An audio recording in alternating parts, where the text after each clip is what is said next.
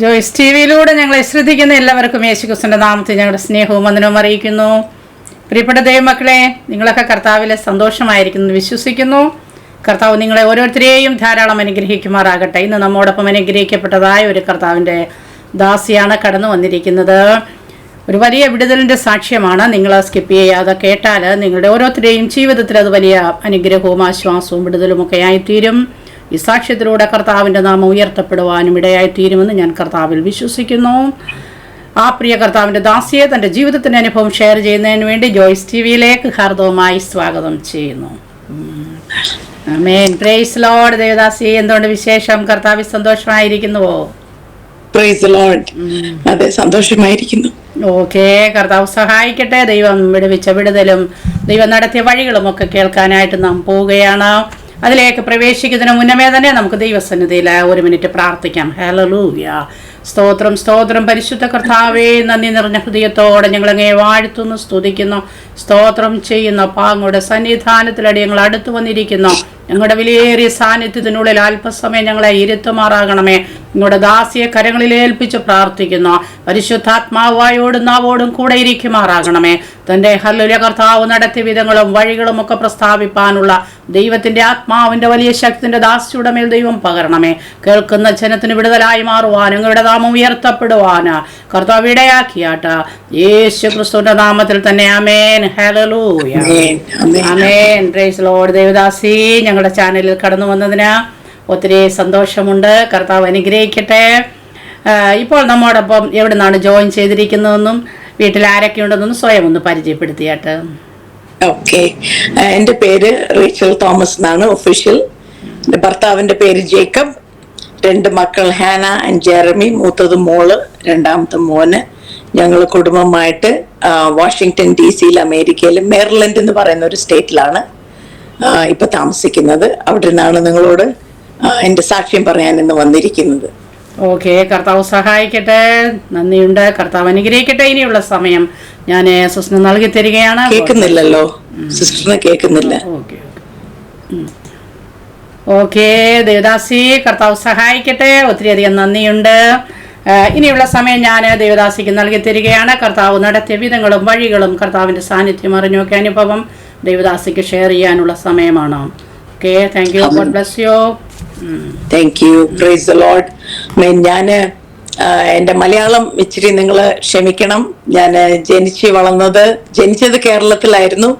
വളർന്നതെല്ലാം തമിഴ്നാട്ടിലും പിന്നെ അമേരിക്കയുടെ പ്രദേശത്ത് വന്ന് ഒരു 32 വർഷമായി. അതുകൊണ്ട് എൻ്റെ മലയാളം ഇപ്പോഴാണ് ഇച്ചിരി ഒന്ന് ഭേദപ്പെട്ട് വരുന്നത്. അതുകൊണ്ട് എന്നോട് ഇന്ന് ക്ഷമിക്കണമേ.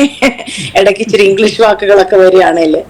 ഞാൻ ജനിച്ചു വളർന്നത് ഒരു പാസ്റ്ററിന്റെ ഫാമിലിയിലാണ്. എൻ്റെ വല്യപ്പച്ചനും വല്യമ്മച്ചിയും 1960 ആ കാലഘട്ടത്തിൽ അവര് യാക്കോബ മർത്തോമ കുടുംബങ്ങളിലിരുന്ന് രക്ഷിക്കപ്പെട്ടതുകൊണ്ട് അവരുടെ അപ്പച്ചൻ അമ്മച്ചിമാർ അവരെ വീട്ടിൽ നിന്ന് ഇറക്കി വിട്ടു. അപ്പച്ചനെയും അമ്മച്ചിയും ആ കാലത്ത് അവര് പട്ടാഴി ഏരിയയിലായിരുന്നു. അവിടെ നിന്ന് ഇറക്കി വിട്ടപ്പോൾ അപ്പച്ചനും അമ്മച്ചിയും ഒത്തിരി കർത്താവിനെ അറിഞ്ഞ പുതിയ ആത്മാവിന്റെ സന്തോഷം കൊണ്ട് ഒരു ബൈബിള് മാത്രം അവരുടെ കയ്യിൽ കൊടുത്ത് അവരെ ഇറക്കി വിട്ടു. ഒരു ഉടുതുണി പോലും ഇല്ലാതെ നല്ല സൗകര്യമുള്ള കുടുംബങ്ങളിലായിരുന്നു അപ്പച്ചനും അമ്മച്ചിയും വളർന്നത്. ഇഷ്ടംപോലെ സ്വത്തും പുരയിടങ്ങളും ഒക്കെ ഉള്ളതാ. പക്ഷെ കർത്താവിനെ സ്വീകരിച്ചു എന്ന് പറയുമ്പോൾ അവരുടെ കുടുംബത്തിന് അത് ലജ്ജയായി തീർന്നു എന്ന് പറഞ്ഞപ്പോൾ ഇവരെ ഓടിച്ചു വിട്ടു. അങ്ങനെ അപ്പച്ചനും അമ്മച്ചിയും വളരെ കഷ്ടപ്പെട്ട് ഒന്നുമില്ലാതെ അവരിങ്ങനെ ദൈവവേല ചെയ്ത് കേരളം കടന്ന് തമിഴ്നാട് ബോർഡറിനകത്ത് വന്ന് തമിഴ്നാട്ടിലും ഒത്തിരി കഷ്ടപ്പെട്ട് ഈ റോട്ടിലിരിക്കുന്ന പുളിയൊക്കെ കഴിച്ച് വെള്ളം കുടിച്ചൊക്കെയാണ് അപ്പച്ചനും അമ്മച്ചിയും എന്തു വന്നാലും ഈ ദൈവത്തിനെ വിളിച്ചതുകൊണ്ട് ഇനി ഈ കഷ്ടത കൊണ്ട് നമ്മൾ തിരിച്ചൊരിക്കലും ഞങ്ങളുടെ ഭവനത്തിൽ പോകത്തില്ല എന്ന് തീരുമാനം എടുത്തു അപ്പച്ചൻ അമ്മച്ചിയോട് പറഞ്ഞു. അമ്മച്ചി അപ്പോ മൂത്ത മോനെ ഗർഭിണിയും കൂടിയായിരുന്നു. പറഞ്ഞു, മരിച്ചാലും വേണ്ടില്ല, നമ്മൾ തിരികെ നമ്മുടെ കുടുംബത്തിന് പോകുന്നില്ല കഷ്ടത കൊണ്ട്. ഈ യേശുവിനെ നമ്മൾ സ്വീകരിക്കാൻ ഈ പുസ്തകം എടുത്തല്ലോ, ഈ പുസ്തകത്തെ ചുമക്കുന്നോണ്ട് ഈ പുസ്തകം നമ്മളെ ചുമക്കുടി എന്ന് പറഞ്ഞ് അമ്മച്ചീനെയും ധൈര്യപ്പെടുത്തി അങ്ങനെ അവര് തമിഴ്നാട്ടിൽ വന്ന് കോത്തഗിരി എന്ന് പറയുന്ന ഒരു സ്ഥലത്ത് വന്ന് അവിടെ ഒത്തിരി അത്ഭുതങ്ങളുടെ കഥകളൊക്കെ അമ്മച്ചി എന്നോട് പ്രായത്തിൽ എന്നോടൊക്കെ ഇതൊക്കെ പറഞ്ഞിട്ടുണ്ട്. പക്ഷെ ഇന്ന് നമുക്ക് അതിനെല്ലാം സമയമില്ലാത്തതുകൊണ്ട് ഞാൻ പറയാൻ വന്നത്, എൻ്റെ വല്യപ്പച്ചനും വല്യമ്മച്ചിയും ദൈവത്തിനു വേണ്ടി അമേൻ ആ വർഷങ്ങളിൽ ദൈവവേല തമിഴ്നാട്ടിൽ തുടങ്ങി, തമിഴ് ഭാഷ പഠിച്ചു. അങ്ങനെ എൻ്റെ പപ്പ രണ്ടാമത്തെ മോനായിരുന്നു. മൂത്ത മോന് അവർക്ക് 2 ആൺമക്കളായിരുന്നു. അപ്പൊ വളരെ കഷ്ടതയായതുകൊണ്ട് സുവിശേഷ വേലയും ആ കാലത്തൊക്കെ ഒത്തിരി പാവപ്പെട്ട വിശ്വാസികളൊക്കെ ആയിരുന്നു. ഒത്തിരി കഴിക്കാനും ഒന്നുമില്ലായിരുന്നു. അപ്പൊ എൻ്റെ പപ്പ രണ്ടാമത്തെ മോന് ചെറുപ്പ പ്രായത്തിലെ ഒരു 16-17 ഒക്കെ ആയപ്പോഴത്തേക്ക് എയർഫോഴ്സ് ജോയിൻ ചെയ്തു. അങ്ങനെയും ഇച്ചിരി ഒരു വരുമാനം കിട്ടി അപ്പച്ചനും അമ്മച്ചിയും സഹായിക്കാമല്ലോ എന്ന് പറഞ്ഞ പപ്പ അങ്ങനെ എയർഫോഴ്സിൽ പോയി.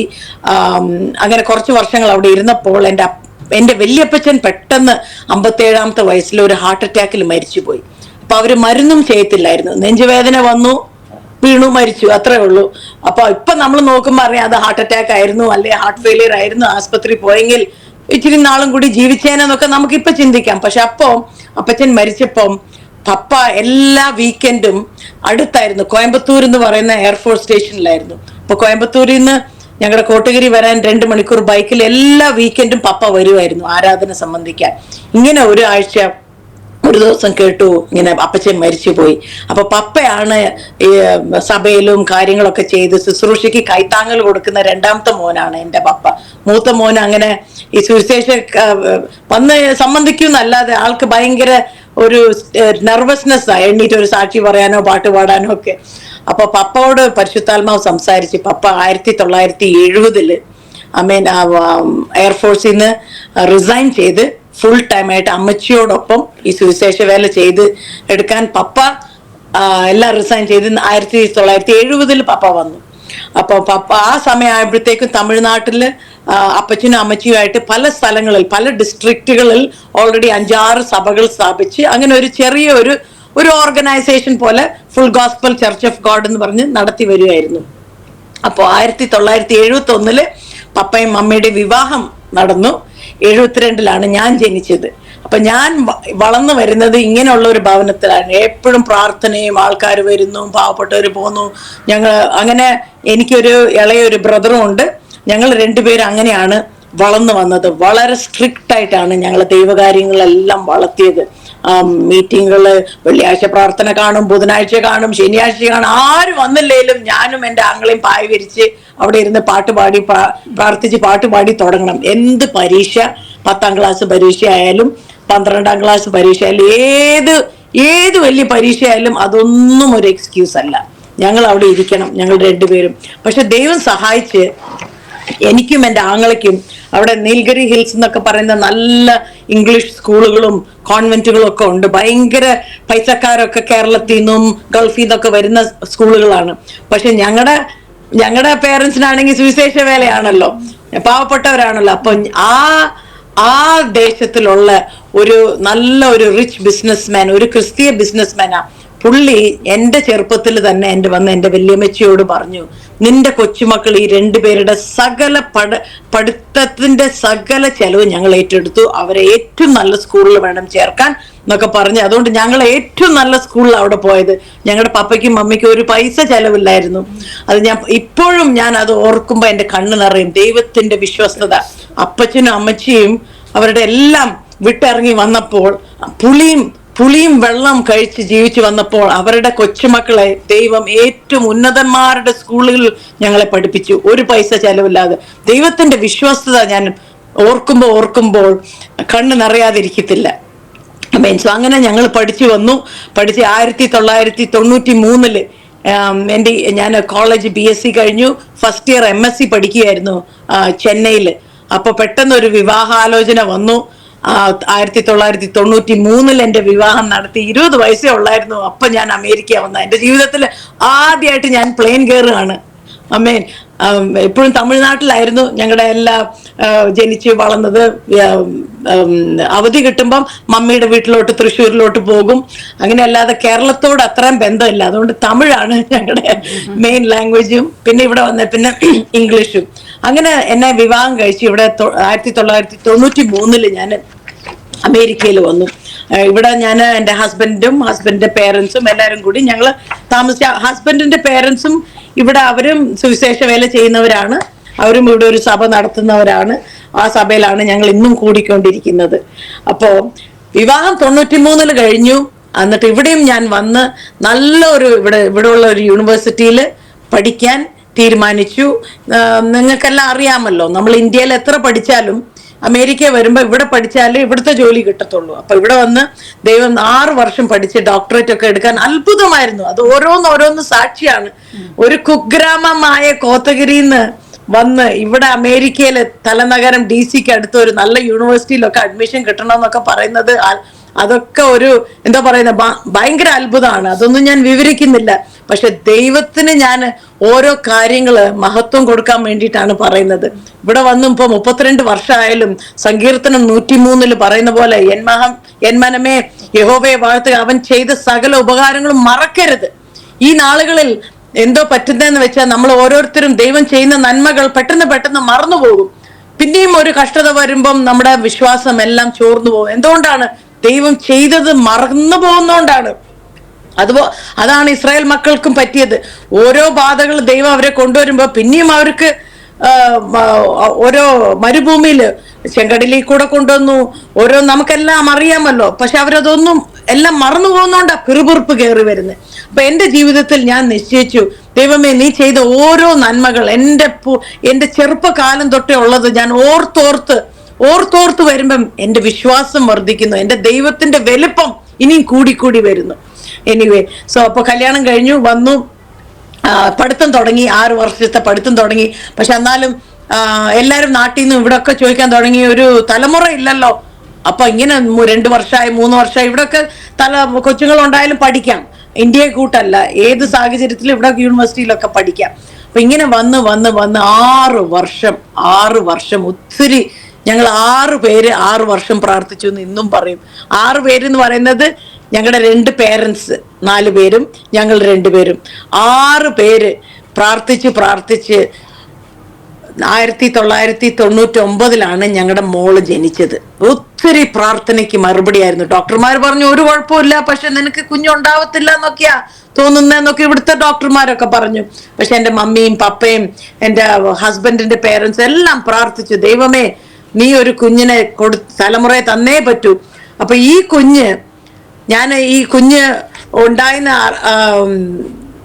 ഉണ്ടായിന്ന് അറിഞ്ഞപ്പം 1 മാസം പോലും ആയില്ല, ഉടനെ പരിശുദ്ധാത്മാവ് എന്റെ ഹസ്ബൻഡിനോട് സംസാരിച്ചു, ഇതൊരു പെൺകുഞ്ഞാണ്, ഇതിന് ഹാനാന്ന് പേരിടണം. അപ്പൊ ഞാൻ ഓർത്തു, നമ്മൾ സ്കാനിങ്ങിനും പോയില്ല, ഒന്നും ആയില്ല, 1 മാസം പോലും കഴിഞ്ഞില്ലല്ലോ, ഇതെങ്ങനെയാ മനസ്സിലാവുന്നേ? അത് ഞാൻ അങ്ങ് അതിശയിച്ചു പോയി. പക്ഷെ അതുപോലെ തന്നെ ജനിച്ചത് ഒരു പെങ്കൊച്ചായിരുന്നു, ഹാനയായിരുന്നു അവളുടെ പേര്. പറഞ്ഞ പോലെ തന്നെ ഉദരബലം, സങ്കീർത്തനം 127:3 പറയുന്ന പോലെ ഉദരബലം ദൈവം തരുന്ന അവകാശമാണല്ലോ, ബ്ലെസ്സിങ് ആണല്ലോ. അപ്പൊ അതുപോലെ ഈ കുഞ്ഞുണ്ടായി. എന്റെ പഠിത്തം കഴിഞ്ഞു. ഈ കുഞ്ഞുണ്ടായിട്ട് ഇനിയൊരു തലമുറ വേണമെന്ന് ആഗ്രഹിച്ചു. 2-3 വർഷമായപ്പോ അതിനും പിന്നെയും കുറെ പ്രാർത്ഥിച്ചു. പിന്നെ 5 വർഷം കഴിഞ്ഞപ്പോഴാ ഒരു മോനുണ്ടാകുന്നത്. അവന്റെ പേര് ജെറമി. അവൻ വയറ്റിലുണ്ടായ നാള് മുതൽ എനിക്ക് കോംപ്ലിക്കേഷൻ ആയിരുന്നു. എൻ്റെ ജോലി രാജിവെക്കേണ്ടി വന്നു, ബെഡ് റെസ്റ്റ് ആയി തുടങ്ങി, ഒത്തിരി ബ്ലീഡിങ് കോംപ്ലിക്കേഷനൊക്കെ ആയിട്ട് ഡോക്ടർമാർ 6 മാസമായപ്പോൾ പറഞ്ഞു, ഇത് അബോർഷൻ ചെയ്ത് കളയുന്നത് തന്നെയാണ് നിനക്ക് നല്ലത്, അല്ലെങ്കിൽ നിന്റെ ഹെൽത്തിനും ഇത് ബാധിക്കും, ഇത് കുഞ്ഞും ഒരു നോർമലായിട്ട് കുഞ്ഞല്ല, എന്താണ്ടൊക്കെ കോംപ്ലിക്കേഷനൊക്കെ ഉണ്ട്, ഒരു ഡൗൺ സിൻഡ്രോം ഒക്കെ ഉണ്ടെന്നാ തോന്നുന്ന സ്കാനൊക്കെ ചെയ്തിട്ട്. അപ്പൊ ഞാൻ ഉടനെ ഓർത്തു, എൻ്റെ മൂത്ത മോള് 4-5 വയസ്സായിട്ട് വീട്ടിൽ ഓടി നടക്കുന്നുണ്ടല്ലോ, ദൈവമേ അവള് പ്രാർത്ഥനയുടെ മറുപടി ആണെങ്കിൽ ഈ കുഞ്ഞും ഈ ഉദരത്തിൽ വളരുന്ന കുഞ്ഞിനെയും നീ ഉദരത്തിൽ തന്നെ അതിനെ സുഖമാക്കി നല്ല ഒരു കുഴപ്പമില്ലാതെ ഒരു ആരോഗ്യമുള്ള ഒരു പൈതലായി. ഞങ്ങൾക്ക് അറിഞ്ഞൂടാ ഇത് മോനാണോ മോളാണോ എന്ന്. പക്ഷെ ഈ സമയങ്ങളിൽ ശ്രീലങ്കയിൽ ഒരു മിഷണറി കുടുംബം ഉണ്ടായിരുന്നു. അപ്പൊ അവർ ഒരു ഇമെയിൽ അയച്ചിരിക്കുന്നു. പെട്ടെന്ന് ഞങ്ങൾ ആരോടും പറഞ്ഞില്ല, ഇങ്ങനെ ഞാൻ 2ാമത് പ്രഗ്നന്റ് ആണെന്ന് പറഞ്ഞില്ല. എന്താന്ന് വെച്ചാൽ ഒത്തിരി കോംപ്ലിക്കേഷൻ ആണല്ലോ, ഇത് ഇന്നോ നാളെയോ പോകുമെന്ന് പറഞ്ഞ് ഇങ്ങനെ വിഷമിച്ചിരിക്കുമ്പോ ആരോടും പറഞ്ഞില്ല. ഞങ്ങളുടെ അപ്പനമ്മമാരോടും ഞങ്ങളുടെ പേരൻസിനോട് മാത്രം പറഞ്ഞുള്ളൂ. അപ്പൊ ഈ മിഷണറി ശ്രീലങ്കൻ ഇമെയിൽ അയക്കുകയാണ്, നിങ്ങൾ 2 പേരും സുഖമായിരിക്കുന്നു, സിസ്റ്റർ റേച്ചൽ എങ്ങനെ ഇരിക്കുന്നു, അവരുടെ ഉദരത്തിൽ ഇരിക്കുന്ന ജെറമിയാവ് എങ്ങനെ ഇരിക്കുന്നു, പരിശുദ്ധാത്മാവ് ഞങ്ങൾക്ക് വെളിപ്പെടുത്തി ഒരു യെരമായ നിങ്ങളുടെ ഫാമിലിയിൽ വരാൻ പോകുന്നു. അപ്പോ ഞങ്ങളങ്ങ് അത് ഞങ്ങൾ ഒത്തിരി ബലപ്പെടുത്തി. എന്ത് തന്നെ വന്നാലും യെരമ്യാവ് 1:5 പറയുന്ന പോലെ, നിന്റെ അമ്മയുടെ ഉദരത്തിൽ തന്നെ നിന്നെ ഞാൻ നിയമിച്ചു, നിന്നെ കണ്ടു, നിന്നെ പ്രവാചകനായി. നമുക്ക് ആ വചനം അറിയാലോ, before I called you I knew you and set you forth as a prophet. അതും കൂടി കേട്ടപ്പം എന്റെ കോംപ്ലിക്കേഷനൊന്നും വ്യത്യാസമല്ല, പക്ഷെ ആത്മാവിൽ ഞാൻ ബലപ്പെട്ടു, ഞങ്ങൾ രണ്ടുപേരും ബലപ്പെട്ടു. പിന്നെ എനിവേ ഈ കുഞ്ഞ് ഞങ്ങൾ പറഞ്ഞു അബോർഷനും ചെയ്യുന്നില്ല, ഒന്നുമില്ല. ഇത് എന്റെ മനസ്സിൽ പറഞ്ഞത് ദൈവം തന്ന ദാനമാണ്. ഉദരബലം ദൈവം തരുന്നതാണ്, മനുഷ്യന്റെ കയ്യിലല്ലല്ലോ, മനുഷ്യനുണ്ടാക്കാൻ ഒക്കുന്നല്ലോ. അപ്പൊ ഞാൻ പറഞ്ഞു, ദൈവമേ ഈ കുഞ്ഞിനെ നീ സുഖമാക്കി പുറത്തു കൊണ്ടുവരണം. അതുപോലെ തന്നെ അവനൊരു പ്രത്യേക ബർത്ത്ഡേ ആണ്. അവൻ ജനിച്ചത് ഫെബ്രുവരി 29 4 വർഷത്തിലൊരിക്കേ ഉള്ളൂ ആ ദിവസം. 2004 ഞങ്ങളുടെ മോൻ ജനിച്ചു. അവന് ജെറമീന്ന് തന്നെ പേരിട്ടു. അമേൻ. പരിശുദ്ധാത്മാവ് പറഞ്ഞ പോലെ തന്നെ അവന് ജെറമീന്ന് പേരിട്ടു. ഇന്ന് അവന് 20 വയസ്സ് തികയാൻ പോന്നു. 29 ഇല്ലല്ലോ, ഈ ആഴ്ച 29 ഇല്ല, പക്ഷെ അവന് 21 വയസ്സാകും. ഈ കുഞ്ഞ് ജനിച്ച് ഒരു 3 മാസമൊക്കെ ആയപ്പോഴത്തേക്കും, 3-4 മാസം ആയപ്പോഴത്തേക്കും എൻ്റെ ശരീരത്തിൽ ഒത്തിരി ക്ഷീണം തുടങ്ങി. എനിക്ക് ഈ കുഞ്ഞിനെ എടുത്ത് അപ്സ്റ്റേഴ്സ് ബെഡ്റൂമിൽ പോലും പോകാൻ ഒക്കുന്നില്ല. ഞാൻ ഒത്തിരി വെയിറ്റ് ഒക്കെ ലൂസ് ചെയ്ത്, ഒന്നും വിശപ്പില്ലാതെ, രാത്രി എല്ലാ ദിവസം പനിയും വേർപ്പും ഒത്തിരി, അങ്ങനെ ഒത്തിരി എൻ്റെ ശരീരത്തിൽ. ഞാൻ ഓർത്തു, ഇതെന്തോ പറ്റി കർത്താവ്. എനിക്കപ്പോ ഒരു 33 വയസ്സാണ് ഈ കുഞ്ഞിനെ ജനിച്ചെടുക്കുമ്പോ എൻ്റെ പ്രായം. നല്ല ആരോഗ്യമുള്ള സമയമാണല്ലോ, ഇതെന്ത് പറ്റി കർത്താവ്. ഒത്തിരി ക്ഷീണതയായി. അങ്ങനെ വന്ന് എനിക്ക് എൻ്റെ കുഞ്ഞിനെ പോലും ഒന്ന് പാല് കൊടുത്ത് നോക്കാനൊന്നും ഒക്കാത്ത സ്ഥാനം. എൻ്റെ ജോലിക്ക് പോകാതായി. ഞാൻ ലീവ് എടുത്തു, എക്സ്റ്റെൻഡഡ് ലീവ് എടുത്തു. പക്ഷെ ഈ രാത്രികളിലൊക്കെ ഞാൻ എഴുന്നേൽക്കുമ്പോൾ എൻ്റെ ആത്മാവില് ഒത്തിരി കരഞ്ഞ് ഞാൻ ആത്മാവില് പോരാടും. എനിക്ക് തന്നെ അറിഞ്ഞൂടാ എന്തിനു വേണ്ടിയിട്ടാ ഞാൻ ഇത്രയും കരയുന്നത്, പ്രാർത്ഥിക്കുന്നത്. പക്ഷെ ഇങ്ങനെ ഒരു 3-4 മാസം വയ്യാതെ ക്ഷീണിതയായി രാത്രി ജാമങ്ങളിൽ ഒത്തിരി ഇരുന്ന് ഞാൻ പ്രാർത്ഥിക്കും. രാവിലെ 2 കുഞ്ഞുങ്ങളെ നോക്കണം, ജോലിക്ക് പോകുന്നില്ല. പക്ഷെ പിന്നെ എല്ലാരും പറഞ്ഞു തുടങ്ങി, നീ ഒന്ന് ഡോക്ടറെ അടുത്ത് പോണല്ലോ, ഇത് ശരിയല്ലല്ലോ, ഇത് നോർമൽ അല്ലല്ലോ എന്ന് പറഞ്ഞ് ഡോക്ടറെ അടുത്ത് പോയി. അവർ ഓരോ ടെസ്റ്റും ചെയ്ത്, ബയോപ്സി ചെയ്ത്, അവസാനം അവര് കണ്ടുപിടിച്ചത്, ബയോപ്സി നിമിത്തം അവർ അവസാനം കണ്ടുപിടിച്ചത് ഇതൊരു ഹോജ്കിൻസ് ലിംഫോമ സ്റ്റേജ് 3, അഡ്വാൻസ് സ്റ്റേജ് ആയിപ്പോയി. ഇനി ഒരു സ്റ്റേജും കൂടി ഉള്ളൂ മരണം സംഭവിക്കാൻ. സ്റ്റേജ് 4 ആയാൽ പിന്നെ അത് ടു ലേറ്റ് ആണ്. അപ്പം ആ ഡോക്ടർ ആ ദിവസം എനിക്ക് ആ റിസൾട്ട് തന്നപ്പോൾ എനിക്ക് മനസ്സിലായി, ഈ മാസങ്ങളായിട്ട് ജൂൺ മാസം തൊട്ട് ഒക്ടോബർ വരെ രാത്രി യാമങ്ങളിൽ പരിശുദ്ധാത്മാവ് എൻ്റെ ആത്മ മനുഷ്യൻ ബലപ്പെട്ടു വരുമായിരുന്നു. എൻ്റെ ശരീരം ഒത്തിരി ക്ഷീണിതയായിട്ട് വല്ലാതെ ആയാലും എൻ്റെ ആത്മ മനുഷ്യൻ നല്ലപോലെ വളർന്ന സമയങ്ങളായിരുന്നു. Hallelujah, hallelujah. അതുകൊണ്ട് ഇന്ന് എന്നോട് ചോദിച്ചാൽ, അമേൻ, ചിലപ്പോ ഇവിടുത്തെ ആൾക്കാർ ചോദിക്കും, നിന്റെ ജീവിതം നീ തിരികെ ജീവിക്കുകയാണെങ്കിൽ നീ ഏതേലും മാറ്റുമോ, നിന്റെ ജീവിത കഥ എന്തേലും നീ മാറ്റി എഴുതുമോ എന്ന് ചോദിക്കുമ്പോൾ ഞാൻ പറയും, ഒരു കഥ മാത്രം ഞാൻ മാറ്റില്ല, എൻ്റെ ക്യാൻസറുടെ കഥ എനിക്കത് വേണം. അതിൽ കൂടിയാണ് ഞാൻ കർത്താവിനെ ശരിക്കും ഒന്ന് ടേസ്റ്റ് ചെയ്തത്. വല്യമ്മച്ചിയും മാതാപിതാക്കളും എല്ലാം ദൈവവേലയിലും വിശ്വാസ ജീവിതത്തിലൊക്കെ ഇരുന്നാലും, ഞാൻ ഒരു പാസ്റ്റർ മകളായിട്ടൊക്കെ ജീവിച്ചാലും എനിക്കായിട്ട് ഞാൻ രുചിച്ചത് എൻ്റെ ക്യാൻസർ ഡയഗ്നോസിസ് കിട്ടിയ പിന്നെ ആയിരുന്നു. അമേൻ. അവരവര് തലമുറകളെ നമ്മളെ വളർത്തുന്നു എല്ലാം, പക്ഷെ അവരവരായിട്ട് ഒന്ന് രുചി നാവല് വരുമ്പോഴേ അത് മനസ്സിലാവത്തുള്ളൂ. ഇപ്പൊ നമ്മളൊരു കല്യാണത്തിനൊക്കെ പോന്നു, ബിരിയാണിയൊക്കെ ഉണ്ട് എന്ന് പറഞ്ഞ് എത്ര നല്ല ബിരിയാണി എന്ന് അവർ എക്സ്പ്ലെയിൻ ചെയ്താലും നമ്മൾ ഒരു ഉരുള വായിൽ വെക്കുമ്പോഴാണ് അതിന്റെ രുചി മനസ്സിലാകുമ്പോഴാണ്. അപ്പൊ ആ രുചി എനിക്ക് മനസ്സിലായത് 2004 ഒക്ടോബർ മാസം 7-ാം തീയതി എനിക്ക് ഡയഗ്നോസിസ് തന്നപ്പോഴാ ഞാൻ ശരിക്കും എൻ്റെ യേശുവിനെ രുചിച്ചത്. അപ്പൊ എനിക്ക് എൻ്റെ മനസ്സിൽ പെട്ടെന്ന് ക്യാൻസർ എന്ന് പറയുമ്പോൾ ഞാൻ ഈ മെഡിക്കൽ ഫീൽഡിലായതുകൊണ്ട് എനിക്കറിയാം, ഇത് എന്തോ പറയുന്ന ഒരു ഡെത്ത് സെന്റൻസ്. നമുക്ക് നിന്റെ ഡെത്ത് ഇങ്ങനെയാ. ക്യാൻസർ എന്ന് പറയുമ്പോൾ തന്നെ നമ്മൾ ഉടനെ ചിന്തിക്കുന്ന മരണമല്ലേ, വേറെ ഒന്നും അതിൻ്റെ ഇടയ്ക്ക് വരുന്നില്ലല്ലോ. അപ്പൊ ഞാൻ അങ്ങനെ ഓർത്താലും ഞാൻ പെട്ടെന്ന് എന്നെ തന്നെ ഞാൻ ബലപ്പെടുത്തി ഞാൻ ദൈവത്തോട് പറഞ്ഞു, കർത്താവേ, ഈ സാഹചര്യം നീ ആണല്ലോ എനിക്ക് തന്നിരിക്കുന്നത്, ഇതൊരു ഡിവൈൻ അപ്പോയിന്റ്മെന്റ് ആണ്. കർത്താവേ, നീ തന്നെ എനിക്ക് കൃപ തരണം. അമേൻ, ഹല്ലേലൂയ. എനിക്കറിയാം ഇനി മുന്നോട്ടുള്ള മുന്നോട്ടുള്ള നാളുകളും മാസങ്ങളൊക്കെ കീമോതെറപ്പിയും കാര്യങ്ങളൊക്കെയാണ്, കഷ്ടതയുടെ നാൾക്കളാണ്. 2 പിഞ്ചു കുഞ്ഞുങ്ങളും ഉണ്ട്. പക്ഷെ ദൈവത്തിനറിയാം, ദൈവം അറിയാതെ ഒന്നും വരത്തില്ല എന്ന് എനിക്ക് ആ സമയത്ത് ആ ഉറപ്പും നല്ല വിശ്വാസവും ധൈര്യം ഉണ്ടായിരുന്നു. അപ്പൊ ഞാൻ പറഞ്ഞു, ദൈവമേ, എനിക്ക് ഒരു കാര്യം മാത്രം ഞാൻ ചോദിക്കുന്നുള്ളൂ, കൃപ തരണമേ. കൃപ കർത്താവേ, നിന്റെ കൃപ മതി. അമ്മേ, ഇതൊരു മുള്ളാണ്, ഇതൊരു വലിയൊരു മുള്ളാണ്. ഇത് പ്രാർത്ഥിച്ചു പോകുന്ന മുള്ളല്ല. ഇതിൽ കൂടി തന്നെ കടന്നു പോകണം. കീമോതെറപ്പിയും കാര്യങ്ങളും മുന്നോട്ടുള്ള ട്രീറ്റ്മെന്റ് പ്ലാൻ ഒക്കെ എന്ത് തന്നെ ആയിക്കോട്ടെ, കർത്താവേ എന്നെ തന്നെ ഏൽപ്പിച്ചു. അമേൻ. ആ നാളുകളിലൊക്കെ ഓരോ ദിവസം അപ്പോയിന്റ്മെന്റിന് പോകും, ഡോക്ടർമാരെ കാണും, കീമോയുടെ ഇതൊക്കെ ഞാൻ തന്നെയാണ് പോകുന്നത്. ഹസ്ബൻഡ് ജോലി സംബന്ധിച്ച് പുള്ളി എപ്പോഴും യാത്രയാണ്. വല്യപ്പച്ചനും വല്യമ്മച്ചിയും വരും, മൂത്തവളെ സ്കൂളിൽ കൊണ്ടുപോകും. പിന്നെ എന്റെ മമ്മി നാട്ടിൽ നിന്ന് വന്നു കൊച്ചു പൈതലെ നോക്കാൻ. എനിക്കാണെങ്കിൽ ഒന്നും ഒക്കത്തില്ല. എനിക്ക് എന്റെ ഒരു ഗ്ലാസ് വെള്ളം തന്നെ, ഇപ്പൊ ഇവിടെ ഉള്ള ഗ്ലാസ് ഉള്ള വെള്ളം എനിക്ക് എന്ത് പെട്ടെന്ന് പൊക്കാം. ആ നാളുകളിലൊക്കെ ഈ ഒരു ഗ്ലാസ് പൊക്കി വെള്ളം കുടിക്കാൻ തന്നെ ഞാൻ ഒരു 10-15 മിനിറ്റ് ആലോചിക്കും, എങ്ങനെയാ അത് പൊക്കാൻ പോകുന്നത്. ഒട്ടും ബലമില്ല. ശരീരമാണെങ്കിൽ ഒരു 90 വയസ്സായ ശരീരം പോലെ എനിക്ക് തോന്നുന്നത്.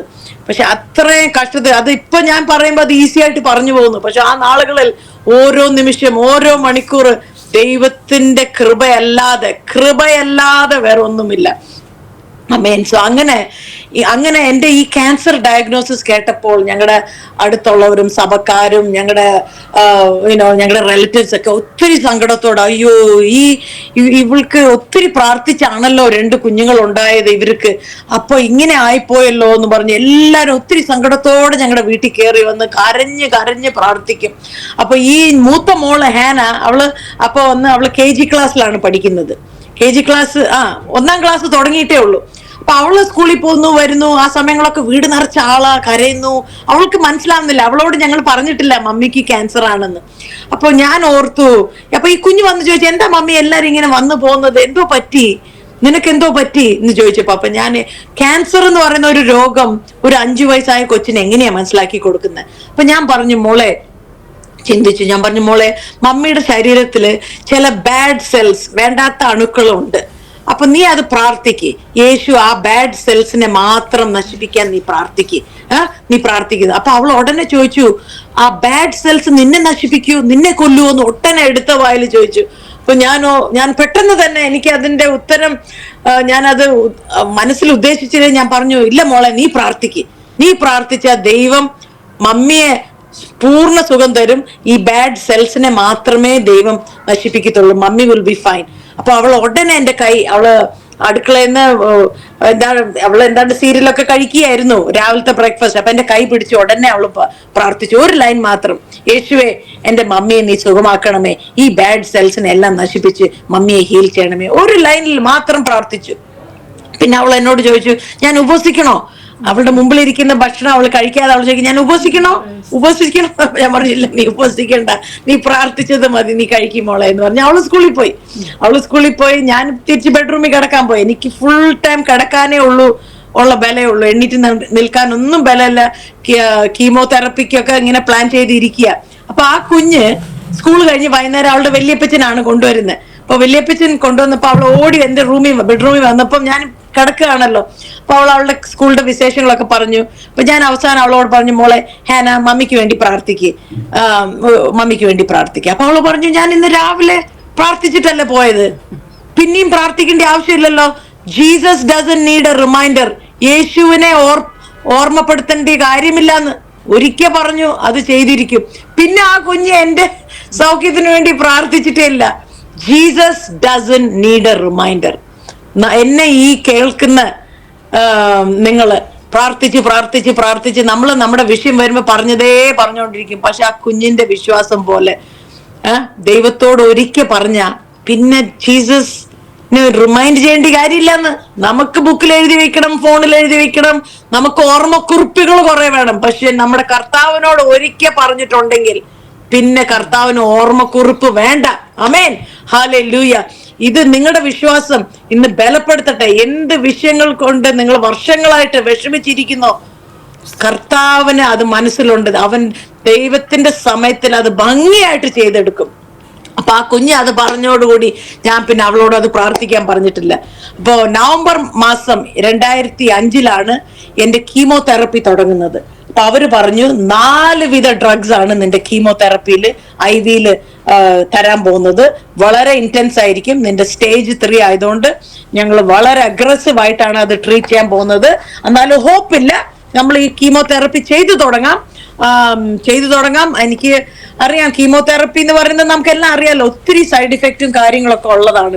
അപ്പൊ ഞാനും അടുത്ത ദിവസം തല രാത്രി ഒരു ദേവദാസി ദൂരെ, അവര് ഇന്ത്യയിൽ നിന്നായിരുന്നു തോന്നുന്നു, എന്നെ വിളിച്ച് എനിക്ക് ഒരു വാഗ്ദത്ത വചനം അവര് തന്നത്.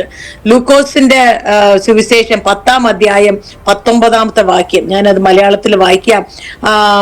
പാമ്പുകളെയും തേളുകളെയും ശത്രുവിന്റെ സകല ബലത്തെയും ചവിട്ടുവാൻ ഞാൻ നിങ്ങൾക്ക് അധികാരം തരുന്നു, ഒന്നും നിങ്ങൾക്ക് ഒരിക്കലും ദോഷം വരുത്തുകയുമില്ല. ആമേൻ, ഹല്ലേലൂയ. ഇത് ഞാൻ വായിച്ചപ്പോൾ ഞാൻ പറഞ്ഞു ആമേൻ, യെസ്. കീമോതെറപ്പി നല്ല ക്യാൻസർ സെൽസിനെയും നശിപ്പിക്കും, നല്ല സെൽസിനെയും നശിപ്പിക്കും. ആകെ മൊത്തം ഒരു പ്രശ്നമാണല്ലോ. പക്ഷെ ഈ വാഗ്ദത്ത വചനം ഞാൻ കീമോയ്ക്ക് വേണ്ടി എടുത്തു. ഹല്ലേലൂയ. എന്നെ ഇത് നശിപ്പിക്കാനല്ല, ഒരു ദോഷം വരുത്താനല്ല, എന്റെ പരിപൂർണ സൗഖ്യത്തിനായി എന്റെ യേശു ഇത് എന്റെ ശരീരത്തിനകത്ത് അവര് കുത്തി കയറ്റുമ്പോ ഉണ്ടല്ലോ, അത് പരിശുദ്ധാത്മാവ് അതിനെ ഡയറക്ട് ചെയ്ത് ഓൺലി ഫോർ സൗഖ്യം, ഹീലിങ്ങിന് മാത്രമായിട്ട്, സൈഡ് എഫക്റ്റ് ഒന്നും വേണ്ട. ഞാൻ അത് വിശ്വാസത്തോടെ ഏറ്റെടുത്തു. വളരെ സന്തോഷത്തോടെ അടുത്ത ദിവസം രാവിലെ ഞാൻ കീമോതെറപ്പിക്ക് പോയി.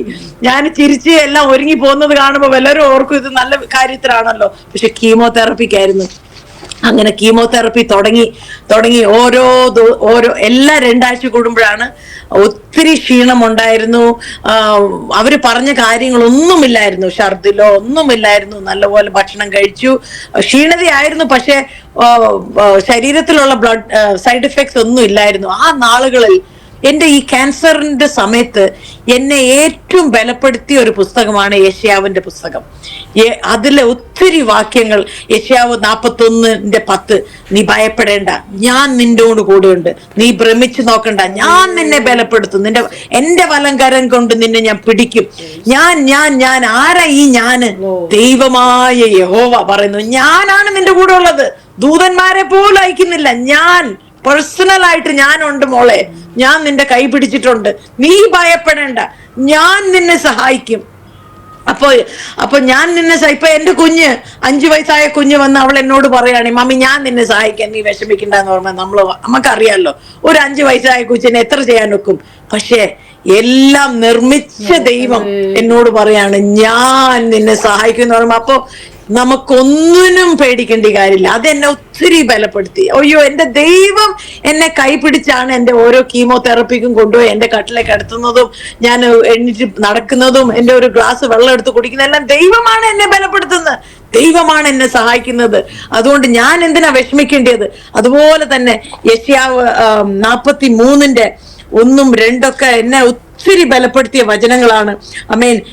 ഇപ്പോഴോ യാക്കോബേ, നിന്നെ സൃഷ്ടിച്ചവനും യഹോവ, ഇസ്രായേലെ നിന്നെ നിർമ്മിച്ചവനുമായ യഹോവ ഇപ്രകാരം അരുളി ചെയ്യുന്നു, ഭയപ്പെടേണ്ട, ഞാൻ നിന്നെ വീണ്ടെടുത്തിരിക്കുന്നു. ആമേൻ. ഞാൻ നിന്നെ പേർ ചൊല്ലി വിളിച്ചിരിക്കുന്നു, നീ എനിക്കുള്ളവൻ തന്നെ. ഹല്ലേലൂയ. ആമേൻ. ഡോക്ടറിന്റെ ഓഫീസിലും കീമോതെറപ്പിയിലും എന്റെ പേരുള്ളത് പോലെയല്ല, എന്റെ ദൈവം എന്നെ പേർ ചൊല്ലി വിളിച്ചിരിക്കുന്നു, നീ എന്റേതാണ്. ഹല്ലേലൂയ. നമ്മള് ഇന്നാരുടെ ഭർത്താവ്, ഇന്നാരുടെ അമ്മ, ഇന്നാരുടെ മോളിന് അതിനേക്കാളും എന്റെ ദൈവം എന്നെ പേർ ചൊല്ലിയേ. പ്രിയ മകളെ, ദൈവത്തിന്റെ മക്കളാണ്. ആദ്യത്തെ റോള് നമ്മൾ ദൈവത്തിന്റെയാണ് ആദ്യം, പിന്നെയാണ് നമ്മുടെ ഇവിടെ ഈ ലോകത്തിലുള്ള നമ്മുടെ ഓരോ റോളും. ആമേൻ. സോ നമ്മൾ ദൈവ പൈതലാവുമ്പോ 2-ാമത്തെ വാക്യം യെശയ്യാവ് 43:2 പറയുന്നത്, നീ വെള്ളത്തിൽ കൂടി കടക്കുമ്പോൾ ഞാൻ നിന്നോടുകൂടി ഇരിക്കും. ഹല്ലേലൂയ. നീ നദിയിൽ കൂടി കടക്കുമ്പോൾ അവൻ നിന്റെ മേൽ കവിയുകയില്ല. ആമേൻ. വെള്ളം വരും, നദി വരും, നീ തീയിൽ കൂടി നടന്നാൽ വെന്തു പോകുകയുമില്ല. ഹല്ലേലൂയ. നമ്മൾ ഓർക്കും ഒരു ദൈവ പൈതലാവുമ്പോ എല്ലാം പ്രാർത്ഥിച്ച് നമ്മുടെ കഷ്ടങ്ങളൊക്കെ മാറ്റി നമുക്ക് അങ്ങ് സുഖമായിട്ട് ജീവിച്ചു പോവാം. ഇല്ല, ഒരു ദൈവ പൈതലാവുമ്പോ നമ്മൾ വെള്ളത്തിൽ കൂടി പോയി തന്നെ തീരും. ആമേൻ. നമ്മള് തീയിൽ കൂടെ തന്നെ കടന്നു പോകും. എന്തുകൊണ്ടാണ്? അപ്പോഴാണ് നമ്മൾ മനസ്സിലാക്കുന്നത് നമ്മുടെ കൂടെ ആരുണ്ടെന്ന്. ഇംഗ്ലീഷിൽ സാക്ഷ്യത്തിന്റെ വാക്ക് ടെസ്റ്റ് മണി. ഒരു ടെസ്റ്റ് ഇല്ലാതെ ടെസ്റ്റ് മണി ഇല്ല. അമേൻ. ഹല്ലേലൂയ. അമേൻ. ഒരു കഷ്ടത ഇല്ലാതെ സാക്ഷ്യമില്ല. അതിന്റെ തർജ്ജമ മലയാളത്തിൽ നോക്കിയാൽ. അതുകൊണ്ട് ഈ നാളുകളിൽ ദൈവമക്കളായ നാം ഒത്തിരി പീഡനങ്ങളും കഷ്ടങ്ങളും എല്ലാം നമ്മൾ കേൾക്കുന്നുണ്ട്, വാർത്തകൾ കേൾക്കുന്നുണ്ട്. ഇപ്പൊ എന്റെ ക്യാൻസറായി, ഒത്തിരി പേര് ക്യാൻസർ കൊണ്ടൊക്കെ കഷ്ടപ്പെടുന്നു. ഇതൊക്കെ വരുമ്പോ നമ്മൾ സങ്കടപ്പെട്ടു പോകരുത്. അമേൻ. ഒരു ദൈവ പൈതലിന്റെ വാക്തത്വമാണ്, നീ തീയിൽ കൂടെ പോകും മകളെ, നീ വിഷമിക്കണ്ട, ഞാൻ നിന്നോട് കൂടെ ഉണ്ട്. അത് നിന്നെ വെന്ത് നശിപ്പിക്കാൻ നോക്കുമ്പോൾ നീ വെന്ത് പോകുകയില്ല. നീ തീയിൽ കൂടി കടന്ന് നീ ശുദ്ധ പൊന്നായിട്ട് വരും. എനിക്ക് വേണ്ടി നീ തിളങ്ങും, എനിക്ക് വേണ്ടി നീ ഉപയോഗപ്പെടും. അപ്പൊ ഈ വചനങ്ങളൊക്കെ കീമോ ഇങ്ങനെ ഒരു സൈഡിൽ നടന്നുകൊണ്ടിരിക്കുകയാണ്, ശരീരത്തിൽ ക്ഷീണമുണ്ട്. പക്ഷെ യെശയ്യാവിന്റെ പുസ്തകം എന്നെ ഒത്തിരി ബലപ്പെടുത്തി. എന്റെ ഈ ക്യാൻസർ സമയം ഒരു തീയിൽ കൂടെയുള്ള സമയമായിരുന്നു. പക്ഷെ ഇപ്പോൾ തിരിഞ്ഞു നോക്കുമ്പോൾ അപ്പോൾ ആ സമയം പോലും എനിക്കൊരു ഉറപ്പും ധൈര്യം ഉണ്ടായിരുന്നു. എന്റെ ദൈവത്തിന്റെ കൈയാണ്, ദൈവം എന്നെ പിടിച്ചിരിക്കുകയാണ്. നമ്മൾ പറയല്ലോ ഞാൻ ദൈവത്തിന്റെ കൈ പിടിച്ചു എന്ന്. പക്ഷെ എന്റെ ക്യാൻസറുടെ സമയത്ത് ദൈവം എന്നെ നീതിയുടെ വലങ്കരത്തിൽ ദൈവമാണ് എന്നെ പിടിച്ചിരിക്കുന്നത്. ദൈവം പിടിച്ചിട്ടുണ്ടെങ്കിൽ നമ്മൾ ഒരിക്കലും ദൈവം വിടില്ല. മനുഷ്യൻ വിടും, ഇന്ന് പിടിക്കും നാളെ വിടും. പക്ഷെ ദൈവം നമ്മുടെ കൈ പിടിച്ചിട്ടുണ്ടെങ്കിൽ അത് പിടിച്ചത് തന്നെ. ഹല്ലേലൂയ. ദൈവം നമ്മളെ തീയിൽ കൂടിയോ നദിയിൽ കൂടിയോ എവിടെ പോയാലും വിഷമിക്കണ്ട. ഒരു കുഞ്ഞ് ഒരു പിതാവിന്റെ കൈ പിടിച്ച് റോഡ് ക്രോസ് ചെയ്യുമ്പോ കൊച്ചു നോക്കുന്നുണ്ടോ ബസ് വരുന്നു, കൊച്ചു പിതാവിന്റെ കൂടെ ഇങ്ങനെ പോവുകയാണ്. എത്ര കഷ്ടതയായാലും എന്താന്ന് വെച്ചാ കൊച്ചിനറിയാം, പിതാവിനറിയാം എന്തോ വേണമെന്ന്. അപ്പോ അങ്ങനെ എന്റെ ദൈവം ഒരു യഹോവ റാഫയാണ്. ദൈവം എന്റെ സൗഖ്യദായകൻ എന്ന് ഘട്ടം ഘട്ടമായിട്ട് ദൈവം എന്നെ മനസ്സിലാക്കി തന്നു. ഹല്ലേലൂയ. ഇങ്ങനെ 4 മാസം കീമോതെറപ്പി ഇങ്ങനെ 2 ആഴ്ചക്ക് ചെയ്തു വന്നപ്പോൾ 4 മാസം കഴിഞ്ഞപ്പോ പെട്ടെന്ന് ഞാൻ ഒരു ദിവസം എഴുന്നേറ്റപ്പോ എനിക്ക് ശ്വാസം വിടാൻ ഒക്കുന്നില്ല. എന്റെ ശ്വാസം മുകളിലോട്ട് പോന്നു, ഇറങ്ങി. നമ്മൾ ശ്വാസം വലിക്കണം, ശ്വാസം വിടണമല്ലോ. 2 ബ്രീത് ഇൻ ബ്രീത് ഔട്ട് ഉണ്ടല്ലോ. എനിക്ക് താഴോട്ട് വരുന്നില്ല, മുകളിലോട്ടാ പോകുന്നത്. അപ്പൊ എനിക്ക് മനസ്സിലായി, ഇത് എന്താണ് റോങ് എന്ന് പറഞ്ഞ് ഉടനെ എമർജൻസി വിളിച്ചു. ആംബുലൻസ് വന്നു, ഓക്സിജൻ ഇട്ടു. ഉടനെ തന്നെ ഞാൻ ആസ്പത്രിയിൽ കൊണ്ടുപോയി. എനിക്ക് ബ്രീതിങ് ചെയ്യാൻ ഒക്കുന്നില്ല. ഈ 4 മെഡിസിൻ ഉണ്ടല്ലോ കീമോതെറപ്പിയിൽ, അത് ഒന്നിന്റെ പ്രത്യേകത ലങ്സിന് ഡിസ്ട്രോയ് ചെയ്യുന്നതാണ്. അവർ നേരത്തെ പറഞ്ഞു അതിന്റെ സൈഡ് ഇഫക്റ്റ് ഉണ്ട്, സൂക്ഷിക്കണമെന്ന്. അപ്പൊ 4 മാസം കഴിഞ്ഞപ്പോ ഈ സൈഡ് ഇഫക്റ്റ് ഉണ്ട്. ഒട്ടും എനിക്ക് ബ്രീത്ത് ചെയ്യാൻ ഒക്കുന്നില്ല. അവരെന്നെ ആസ്പത്രിയിൽ ഓക്സിജനിൽ കൊണ്ടുപോയി. അവര് പിന്നെ ഓർത്തു ഈ ക്യാൻസർ വന്ന് ലങ്സിലോട്ട് സ്പ്രെഡ് ചെയ്ത് കാണും, അപ്പൊ നമുക്കൊന്ന് ലങ് ബയോപ്സി ഒക്കെ ചെയ്യണം, വലിയ സർജറി ചെയ്യണം എന്നൊക്കെ പറഞ്ഞു.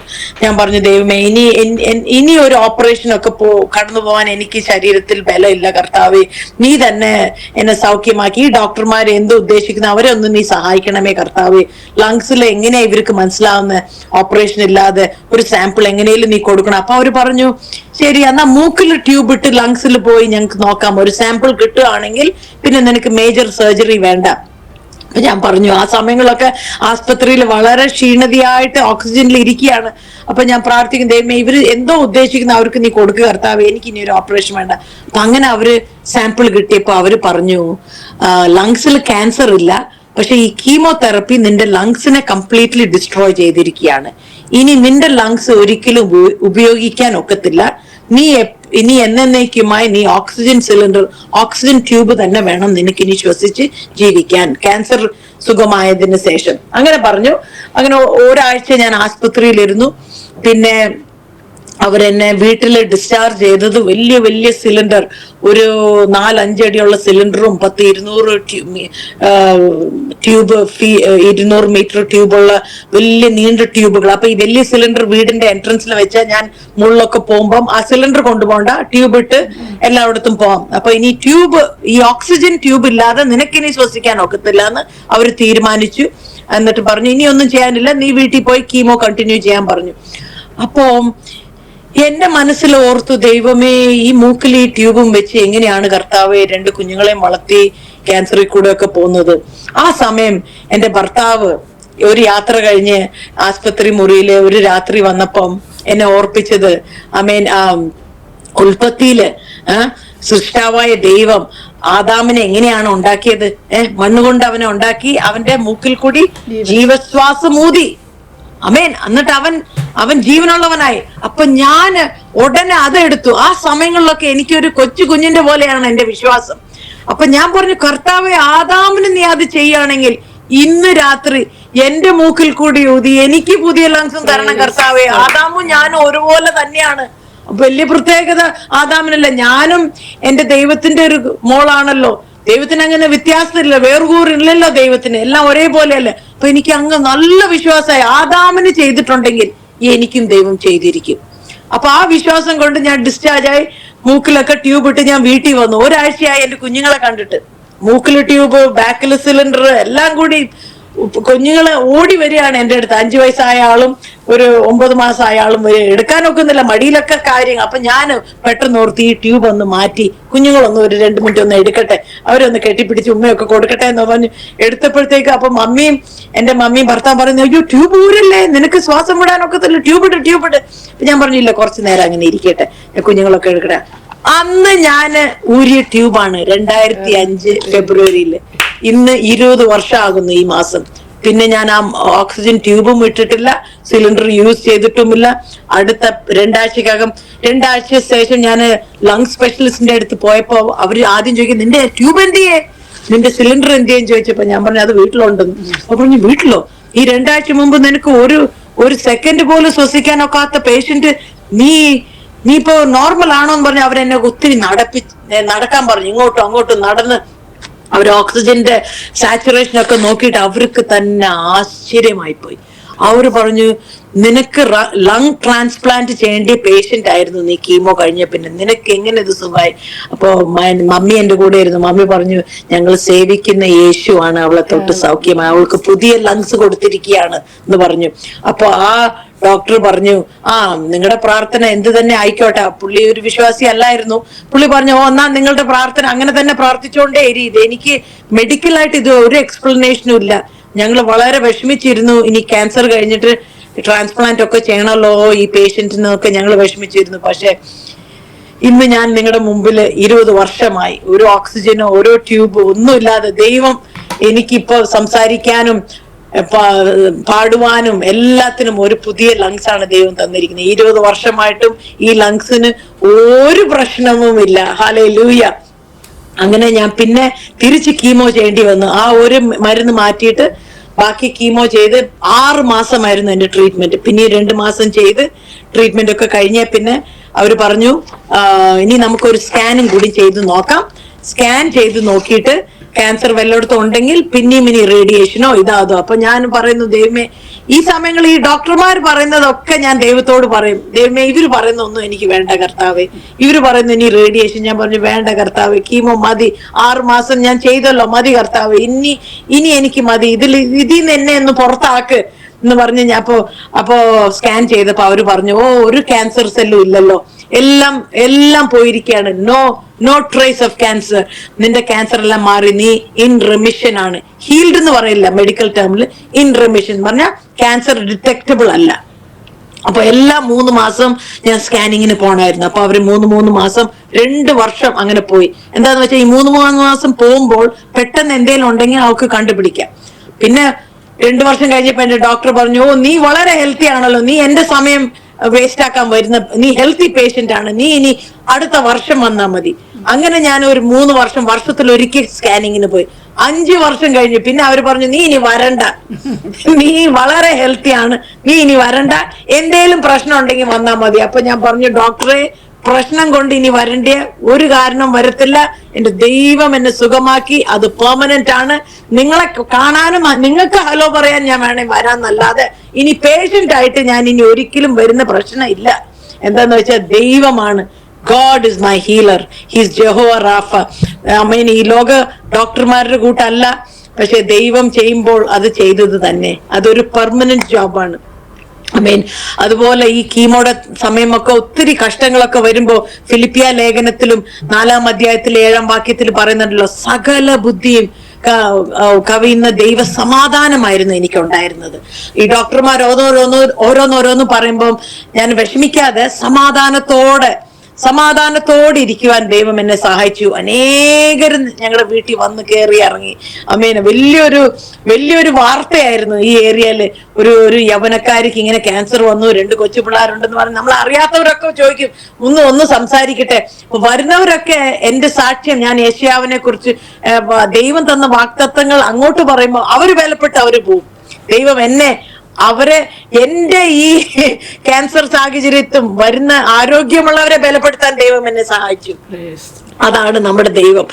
ഇതെല്ലാം കഴിഞ്ഞപ്പോൾ ദൈവം എനിക്കൊരു വാഗ്ദത്ത വചനം തന്നത്, ഇനി മുന്നോട്ടുള്ള എന്റെ ജീവിതത്തിന് തന്നത് ഫിലിപ്പിയ ലേഖനം 4-ാം അധ്യായത്തിന്റെ 13 ഇന്നും എന്റെ ജീവിതത്തിന്റെ ഒരു ലൈഫ് വേഴ്സ് എന്ന് പറയുന്ന അതാണ്.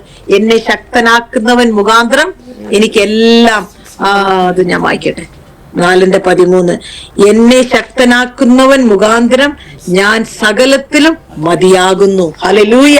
I can do all things through Christ who strengthens me. All things through Christ. ക്രിസ്തു ഇല്ലാത്ത ഒരു പരിപാടി ഇല്ല എന്റെ ജീവിതത്തിൽ. എന്റെ യേശുവും എന്നോടൊപ്പം, യേശു ഉള്ളതുകൊണ്ട് എനിക്ക് സകലത്തിനും മതിയാകും. ഇത്ര നേരം ഞാൻ പറഞ്ഞത് നമ്മുടെ ശരീരത്തിലുള്ള ക്യാൻസറിന്റെ കാര്യമാണല്ലോ. ഹല്ലേലൂയ. ഇതിൽ കൂടി ദൈവം എന്നെ പഠിപ്പിച്ചത് ആത്മീയത്തിലും ഒരു ക്യാൻസർ ഉണ്ട്. ശരീരത്തിന്റെ ക്യാൻസർ സുഖമാകും, എത്ര സുഖമായാലും ഞാൻ ഒരു ദിവസം മരിക്കേണ്ടി വരും. എത്ര ദൈവം എന്നെ സൗഖ്യമാക്കി എന്ന് പറഞ്ഞാലും നമുക്കറിയാലോ, കൂടി വന്ന 80 90 ഇനി 1000 വർഷമൊന്നും ഞാൻ ഈ ഭൂമിയിൽ ജീവിക്കത്തില്ല. പക്ഷെ ആത്മാവിന്റെ ക്യാൻസർ ഉണ്ടല്ലോ, അത് വന്നാൽ നമ്മുടെ നിത്യത നഷ്ടപ്പെടും. ഇതിൽ കൂടി ഒത്തിരി പേര് എന്നെ കാണാൻ വരുന്നവരും എന്നെ ശ്രമിക്കുന്നവരൊക്കെ, അവർക്കൊക്കെ ചിലപ്പോൾ ഫിസിക്കലായിട്ട് ഒരു ക്യാൻസർ വരത്തില്ലായിരിക്കും, പക്ഷെ ആത്മീയ ക്യാൻസർ എന്തുവാന്ന് പരിശുദ്ധാത്മാവ് എന്നെ പഠിപ്പിച്ചത് ഒരു ചെറിയ കോപം, ജഡത്തിന്റെ പ്രവൃത്തികളാണ് ആത്മാവിന്റെ ക്യാൻസർ. നമുക്കുള്ള വൈരാഗ്യമോ, നമുക്കുള്ള ഇച്ചിരി കോപമോ ക്രോധമോ എല്ലാം നമുക്കറിയാലോ. അതൊക്കെ വരുമ്പം അത് തുടങ്ങുന്ന ഒരു ചെറിയ കാര്യത്തിലാണ്. ഇച്ചിരി ഒരു കോപം വരും, ഇച്ചിരി ഒരു അസൂയ വരും, അത് ചെറിയ ഒരു സെല്ല് പോലെ തുടങ്ങിയിട്ട് പിന്നെ അതങ്ങ് ടേക്ക് ഓവർ ചെയ്ത് നമ്മുടെ മനുഷ്യൻ അതങ്ങ് മരിച്ചു പോവും. ക്യാൻസർ കൊണ്ട്, ഫിസിക്കൽ ക്യാൻസർ കൊണ്ട് ദേഹം മരിക്കുന്ന പോലെ പാപം കൊണ്ട് മനുഷ്യൻ മരിച്ചു പോകും. ഈ ആത്മാവിന്റെ ക്യാൻസർ വരുന്നതിന്റെ കാര്യം എന്തുകൊണ്ടാണ് നമ്മൾ ഈ ഒരു സെല്ല് വരുമ്പോ അത് ശ്രദ്ധിക്കാതെ ട്രീറ്റ്മെന്റ് ചെയ്യാത്തോണ്ടാണ്. ഇപ്പൊ എന്റെ ഡോക്ടർ ക്യാൻസർ സെല്ല് അവസാനം 6 മാസം ട്രീറ്റ്മെന്റ് കഴിഞ്ഞ്, കുഴപ്പമില്ല, നിനക്ക് ഒരു 10 ക്യാൻസർ സെല്ലേ ഉള്ളൂ, കുഴപ്പമില്ല, പൊക്കോന്ന് പറഞ്ഞാൽ ഞാൻ പോവോ? ഇല്ല, ഞാൻ പറയും സകലതും മാറ്റിയിട്ടേ പോവുള്ളൂ. അപ്പൊ നമ്മുടെ ഇന്ന് മനോഭാവം, പാപത്തിനോടുള്ള നമ്മുടെ എതിർപ്പ് എങ്ങനെയാണ്? എല്ലാരും ദേഷ്യപ്പെടുന്നു, ഞാൻ ഇച്ചിരി ദേഷ്യപ്പെടുന്നേ ഉള്ളൂ, നമ്മളെല്ലാരും ചെയ്യുന്നു, നമ്മളും ചെയ്യുന്നു. നമ്മൾ അങ്ങനെ അത് ലൈറ്റായിട്ട് എടുക്കരുത്. കർത്താവിന്റെ വരവ് ഏറ്റവും ആസന്നമായി. കർത്താവ് വരുന്നത് ശുദ്ധവും നിഷ്കളങ്കവും സ്പോട്ട്ലെസ് ബ്രൈഡിന്, കാന്തയ്ക്ക് വേണ്ടിയിട്ടാ വരുന്നത്. ഇച്ചിരി ഇച്ചിരി അഴുക്കും ഒക്കെ ഉണ്ടായിട്ട് നമുക്കൊക്കത്തില്ല. അതുകൊണ്ട് ദൈവം എന്നോട് തന്നെ പറയുന്നത്, നിന്റെ ഫിസിക്കൽ ക്യാൻസർ മാറി, spiritually make sure you never have cancer. Spiritually make sure you are healthy. മനുഷ്യൻ എന്നും വിശുദ്ധിയോട് നീ അത് കാക്കേണ്ടത് ആവശ്യമാണ്. ഇപ്പൊ ഈ ക്യാൻസർ കഴിഞ്ഞു എന്ന് പറഞ്ഞ് ചില കാര്യങ്ങളൊന്നും ഞാൻ ചെയ്യാറില്ല, ചില ഭക്ഷണങ്ങളൊന്നും ഞാൻ കഴിക്കാറില്ല, ചില ഭക്ഷണങ്ങളൊക്കെ ക്യാൻസർ റിസ്ക് കൂടുതലാന്ന് പറയും. അതുകൊണ്ട് എന്തുകൊണ്ടാ ഞാൻ കഴിക്കാത്തത്? എനിക്ക് ഇനിയൊരു പ്രാവശ്യം ക്യാൻസറും കീമോ ഒന്നും ആവശ്യം എനിക്ക് ഒരിക്കലും വേണ്ട കർത്താവേ. അതുപോലെ വേണം നമ്മുടെ പാപത്തിനോടുള്ള ബോധം, പാപത്തിനോടുള്ള ആ വെറുപ്പ് അതുപോലെ ഇരിക്കണം. ദൈവമേ, ഇന്ന് ഞാൻ ദേഷ്യപ്പെട്ടു, ഇനി ഒരിക്കലും ഞാൻ ദേഷ്യപ്പെടരുത് കർത്താവേ. അങ്ങനെ ചെയ്ത് ദൈവം എന്റെ മനുഷ്യനെയും ദൈവം ഒത്തിരി രൂപാന്തരപ്പെടുത്തി. എന്റെ മനോഭാവങ്ങൾ ദൈവം രൂപാന്തരപ്പെടുത്തി. എന്റെ കുടുംബജീവിതത്തിൽ, എന്താ പറയുന്നത്, റിലേഷൻഷിപ്സ്, ഞങ്ങളുടെ മക്കളോടുള്ള ബന്ധം, കുടുംബക്കാരോടുള്ള ബന്ധം, എല്ലാം, എന്റെ ജോലി വിഷയത്തിലും എല്ലാറ്റിലും നിത്യത എന്റെ ഹൃദയത്തിൽ ദൈവം ശരിക്കും ഉറപ്പിച്ച് തറപ്പിച്ച് തന്നു. കാര്യം ദൈവം എന്നെ അനുഗ്രഹമായിട്ട്, കുടുംബമായിട്ട് അനുഗ്രഹമായിട്ട് ഇവിടെ നടത്തുന്നു. ലോകപ്രകാരമായിട്ട് ഒരു ദൈവം, എന്റെ സ്വപ്നത്തെക്കാളും ദൈവം എന്നെ മാനിച്ചിട്ടുണ്ട്. എന്റെ അപ്പച്ചൻ അമ്മച്ചി കാലം നോക്കുമ്പോൾ ദൈവം, ഞാൻ 3-ാം തലമുറയാണ്. ദൈവം അത്രത്തോളം അവരുടെ വിശ്വസ്ത നിമിത്തം എന്നെ അനുഗ്രഹിച്ചിട്ടുണ്ട്. പക്ഷെ അതിനൊന്നും വില കൽപ്പിക്കാതെ നിത്യതയാണ് ദൈവം എനിക്ക് ഈ നാളുകളിൽ, അതാണ് ദൈവം ഒത്തിരി എന്നെ പഠിപ്പിച്ചു വരുന്നത്. നീ ക്യാൻസർ രോഗം എന്ന് പറഞ്ഞാലും നിന്റെ നിത്യത, നിന്റെ ആത്മമനുഷ്യൻ അതാണ് ഫോക്കസ് ചെയ്യുന്നത്. ഒരു കാര്യം കൂടിയും ഈ നാളുകൾ, ഈ ഇടയ്ക്കായിട്ട് ഞാൻ പറഞ്ഞല്ലോ, എന്റെ ലങ്സ്, ദൈവം എനിക്ക് പുതിയ ലങ്സ് തന്നു. അപ്പോ ഒരു 8 വർഷം മുമ്പ് ഞാനിങ്ങനെ എന്റെ ജോലിയൊക്കെ ചെയ്ത് ഞാൻ എല്ലാം കാര്യം നല്ല ആരോഗ്യമുള്ളവളായി. പിന്നെ ക്യാൻസറിന് ശേഷം എനിക്കൊരു പനിയോ ഒരു കോൾഡോ അങ്ങനെ പോലൊന്നും വരാറില്ല. എന്റെ ക്യാൻസറിന് ശേഷമുള്ള ആരോഗ്യം എന്റെ ചെറുപ്പകാലത്തെക്കാളും ഇരട്ടി ആരോഗ്യമാണ്. ദൈവം തിരികെ തരുമ്പോൾ എന്റെ ക്യാൻസർ ഫുള്ളായിട്ട് ഹീൽ ചെയ്ത് 34-ാമത്തെ വയസ്സിലാണ്. പക്ഷെ ഇപ്പോഴും എന്റെ ആരോഗ്യം, എനിക്കൊരു 18, 20, 25 വയസ്സുകാരിയുടെ കൂട്ടുള്ള ആരോഗ്യം ദൈവം എനിക്ക് തന്നിട്ടുണ്ട്. ഓടി നടന്നെല്ലാം ചെയ്യുവാനും, എന്തും വീട്ടിലത്തെ കാര്യം, ജോലി കാര്യം, സഭാവിഷയം എല്ലാം ചെയ്യുവാൻ. ഞാൻ പറയാൻ വരുന്നത്, ദൈവം ഒരു കാര്യം ചെയ്യുമ്പോൾ ദൈവം അത് ബെസ്റ്റ് ആയിട്ട് ചെയ്തിരിക്കും.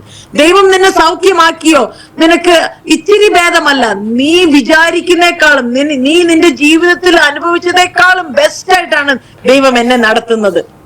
അപ്പൊ ഞാനിവിടെ ഈ രാജ്യത്തിലായതുകൊണ്ട് ഒത്തിരി അമേരിക്കക്കാരോടെ ഒക്കെയാണ് ജോലിയൊക്കെ ചെയ്യുന്നത്. അപ്പോ ഒരു 8 വർഷം മുമ്പ് ദൈവാത്മാവ് എന്നെ പറഞ്ഞു, നീ ഒന്ന് ഓടാൻ തുടങ്ങ്, നീ ഒന്ന് ഓടി നോക്കെന്ന് പറഞ്ഞു. അപ്പൊ ഞാൻ ഒരിക്കലും ഓടാത്ത കൂട്ടത്തില്ല, ഞാൻ അങ്ങനെ ഓട്ടക്കാരിയൊന്നും അല്ലല്ലോ.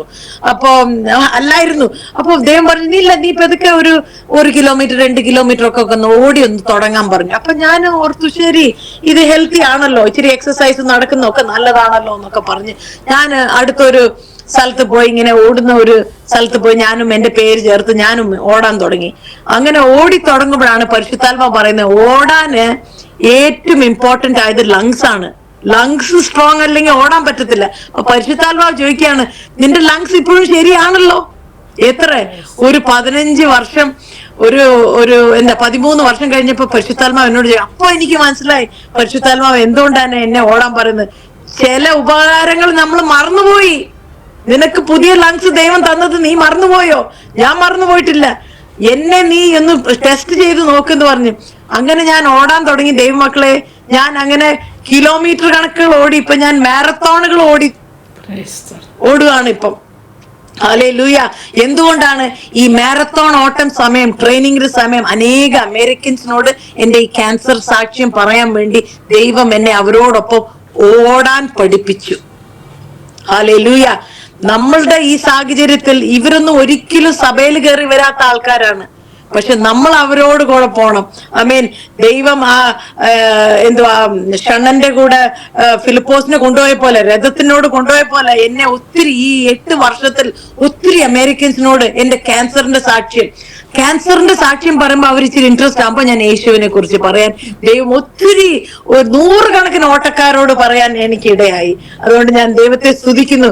ചില കാര്യങ്ങളൊക്കെ ദൈവം നമ്മളോട് പറയുമ്പോൾ നമ്മൾ ചോദ്യം ചോദിക്കാതെ ദൈവമേ കൃപ താ കർത്താവ് എന്ന് പറഞ്ഞ് ചെയ്യുമ്പോൾ പിന്നീട് നമുക്ക് മനസ്സിലാവും പരിശുദ്ധാത്മാവ് എന്ത് ഭംഗിയായിട്ടാണ് നമ്മളെ നടത്തുന്നത്. ഇന്ന് ഓടുവാനും ജോലി ചെയ്യുവാനും ഞങ്ങൾ ഇവിടെ ലോക്കലായിട്ട് ഒരു സഭയിലും ഭർത്താവ് ശുശ്രൂഷിക്കുന്നുണ്ട്. അതിനോടൊപ്പം കൈത്താങ്ങൽ കൊടുക്കുവാനും മക്കളായിട്ട് കുടുംബമായിട്ട് യോശുവ പറഞ്ഞ പോലെ ഞാനും എന്റെ കുടുംബം ഞങ്ങൾ യഹോവയെ സേവിക്കും. അതാണ് ഞങ്ങളുടെ മുന്നോട്ടുള്ള അതാണ് ആ ഒരു ലക്ഷ്യമാണ് നമുക്കിവിടെ ഉള്ളത്.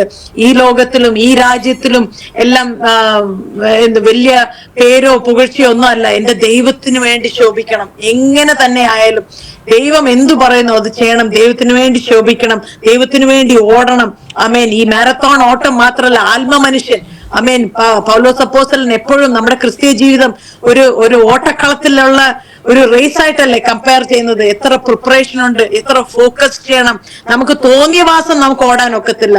ആ റേസിന്റെ റൂൾസ് പ്രകാരം ഓടണം. അതിനുവേണ്ടി ട്രെയിൻ ചെയ്യണം. ചുമ്മാ സാരി ഇട്ടൊന്നും ഓടാൻ പറ്റില്ല. അതിനുള്ള വസ്ത്രം ധരിക്കണം, വിശുദ്ധിയുടെ വസ്ത്രം ധരിക്കണം. ദൈവഭയം വേണം. അതെല്ലാം ദൈവം എന്നെ ഇപ്പോഴും പഠിപ്പിച്ചു തരികയാണ്. ഞാൻ തികഞ്ഞവളായിട്ടല്ല നിങ്ങളോട് പറയുന്നത്. പക്ഷെ ദൈവം ഈ 20 വർഷം മുമ്പ് തുടങ്ങിയ ആ ക്യാൻസർ ആ സാഹചര്യം തൊട്ട് ഇന്ന് വരെ ദൈവം എന്നെ അതിൽ വളർത്തിക്കൊണ്ടുവരികയാണ്. അനേകരോട് സാക്ഷ്യം പറയുവാനും ഇന്ന് ജോയ്സ് ടിവിയിലും വന്ന് പറയുവാനും ദൈവം എന്നെ സഹായിച്ചു. ഈ ഓപ്പർച്യൂണിറ്റി തന്ന സിസ്റ്ററിനും വളരെ നന്ദി. എന്നെ ഈ ലൈനിനോട് ഇൻട്രൊഡ്യൂസ് ചെയ്ത സിസ്റ്റർ ദേവരാജൻ ആന്റിക്കും ഒത്തിരി നന്ദി പറയുന്നു. ദൈവം നമ്മളെല്ലാം അനുഗ്രഹിക്കട്ടെ. നമ്മുടെ ശോധനകൾ, നമ്മുടെ കഷ്ടതകൾ എല്ലാം വരുമ്പോൾ ദൈവത്തെ മുറുകെ പിടിക്കുക, വചനത്തെ മുറുകെ പിടിക്കുക. ഈ ഭൂമി എന്തോ പറയുക, heaven and earth will pass away, but ദൈവത്തിന്റെ വചനം എന്നേക്കും നിലനിൽക്കുന്ന വചനമാണ്. അതുകൊണ്ട് ഈ നാളുകളിൽ നമ്മൾ വചനത്തിൽ നമ്മളെ തന്നെ ഉറപ്പിക്കുക. കർത്താവിൽ നമ്മുടെ വേര് താഴോട്ട് വളരട്ടെ. അങ്ങനെ വരുമ്പോ എത്ര കാറ്റടിച്ചാലും ആ മരം നിൽക്കും, ആ വീട് നിൽക്കും. ദൈവം നമ്മളെ ഓരോരുത്തരും ഇനി മുന്നോട്ടുള്ള നാളുകളിൽ ദൈവത്തിനു വേണ്ടി ശോഭിപ്പാൻ, ദൈവത്തിനു വേണ്ടി ആളിക്കത്തുവാൻ, ആ ദൈവത്തിനു വേണ്ടി ഒരു വാക്ക് പറയുവാൻ നമ്മളെല്ലാം ബലപ്പെടുത്തട്ടെ. ദൈവം ഈ TV ചാനലിനെയും അനുഗ്രഹിക്കട്ടെ എന്ന് പറഞ്ഞ് എന്റെ സാക്ഷ്യം നിർത്തിക്കൊള്ളുന്നു. ആമേൻ. ആമേൻ. Praise Lord, praise Lord. ദേവദാസിയെ ഒത്തിരിയധികം നന്ദിയുണ്ട്. കർത്താവ് സഹായിക്കട്ടെ. ദേവദാസിയെ കർത്താവ് വിടുവിച്ച വിടുതലും കർത്താവ് പഠിപ്പിച്ചതായ ജീവിതത്തിന്റെ ആ പരിശുദ്ധാത്മാവ് പഠിപ്പിച്ചതായ കാര്യങ്ങളും ആത്മീക ജീവിതത്തിന്റെ വളർച്ചയ്ക്ക് വേണ്ടുന്ന കാര്യങ്ങളൊക്കെ കേൾക്കുവാൻ കർത്താവ് സഹായിച്ചല്ലോ. അത് അനേകർക്ക് അനുഗ്രഹമായി തീരട്ടെ. ആത്മാവിൻ്റെ ക്യാൻസർ, ഹല്ലേലൂയ, അത് ഇന്ന് അനേകർക്ക് നമ്മൾ ദൈവമക്കളാണെന്ന് പറഞ്ഞാലും പലപ്പോഴും ശ്രദ്ധിക്കാത്തതായ കാര്യങ്ങളാണ്. ജഡത്തിൻ്റെതായ പ്രവൃത്തികളൊക്കെ അതൊക്കെ ഹാലലുയ ഉരിഞ്ഞു കളഞ്ഞ് ഹാലലുയ വിശുദ്ധിയോട്, വേർപാടോട്, നിർമ്മലതയോട്, ഹാലലുയ കറയും ചുളുക്കവും വാട്ടവും ഇല്ലാത്ത നല്ല മണവാളൻ്റെ നല്ല മണവാട്ടികളായി കേൾവിക്കാരെല്ലാം ആയിത്തീരട്ടെ എന്ന് കർത്താവിൽ ആശംസിക്കുന്നു. കർത്താവിൻ്റെ ദാസ്യ ദൈവം ബലപ്പെടുത്തട്ടെ അനേകർക്ക്. ഹല്ലേലൂയ. പിന്നെയും ഒരു അനുഗ്രഹമാക്കി ദൈവം തീർക്കട്ടെ. God bless you sister. ദൈവസന്നിധി ഒന്ന് പ്രാർത്ഥിച്ചാട്ടെ. ഹല്ലേലൂയ. ഹല്ലേലൂയ, ഹല്ലേലൂയ, ഹല്ലേലൂയ, ഹല്ലേലൂയ. നന്ദി അപ്പാ, നന്ദി നന്ദി നന്ദി നന്ദി യേശുവേ, നന്ദി യേശുവേ. സമയത്തിനായി നന്ദി കർത്താവേ. എന്റെ കർത്താവ് ചെയ്ത നന്മകൾ ഓരോന്ന് എണ്ണി എണ്ണി സ്തുതിക്കുവാൻ തന്ന ഈ സാഹചര്യത്തിനായി നന്ദി അപ്പാ. ഇത് കേൾക്കുന്ന ഈ സാക്ഷി കേൾക്കുന്നവരെല്ലാം എന്റെ യേശുവിനെ കർത്താവെ രുചിച്ചറിയുവാനും എന്റെ യേശുവിൽ വിശ്വസിപ്പാനും കർത്താവെ തങ്ങളുടെ ജീവിതങ്ങളെ യേശുവിന് വേണ്ടി സമർപ്പിക്കാനും നീ സഹായിക്കണമേ കർത്താവെ. ജോയ്സ് ടിവി അനുഗ്രഹിച്ച് പ്രാർത്ഥിക്കുന്നു. അതിന് നേതൃത്വം കൊടുക്കുന്ന എന്റെ ദാസിയെ സിസ്റ്റർ റേച്ചൽ മാത്യുവിനെ അനുഗ്രഹിച്ച് പ്രാർത്ഥിക്കുന്നു കർത്താവെ. അവരുടെ പ്രവർത്തനങ്ങളെ അനുഗ്രഹിച്ച് പ്രാർത്ഥിക്കുന്നു കർത്താവെ. നിന്റെ വരവ് ഏറ്റവും ആസന്നമായി അപ്പാ. ഹല്ലേലൂയ. ഞങ്ങളുടെ സ്പിരിച്വൽ ക്യാൻസറുകളെ എല്ലാം കർത്താവെ പരിശുദ്ധാത്മാവേ നീ അത് മാറ്റിക്കളയണമേ. യേശുവിന്റെ രക്തം കൊണ്ട് കഴുകി ശുദ്ധീകരിക്കണമേ കർത്താവെ. ആമേൻ. വാട്ടം മാലിന്യം ഇല്ലാത്ത ഒരു കാന്തയായി ഞങ്ങളെ ഒരുക്കണമേ കർത്താവെ. ഹല്ലേലൂയ, ഹല്ലേലൂയ, ആമേൻ. ഹല്ലേലൂയ. ഞങ്ങളെ തന്നെ ഏൽപ്പിച്ചു തരുന്നു കർത്താവെ. എല്ലാം മാനം മഹത്വം അങ്ങേക്ക് അർപ്പിക്കുന്നു. എല്ലാം യേശുവിന്റെ നാമത്തിൽ തന്നെ. ആമേൻ, ആമേൻ, ആമേൻ, ഹല്ലേലൂയ. ആമേൻ. ദേവദാസിയെ കർത്താവ് സഹായിക്കട്ടെ.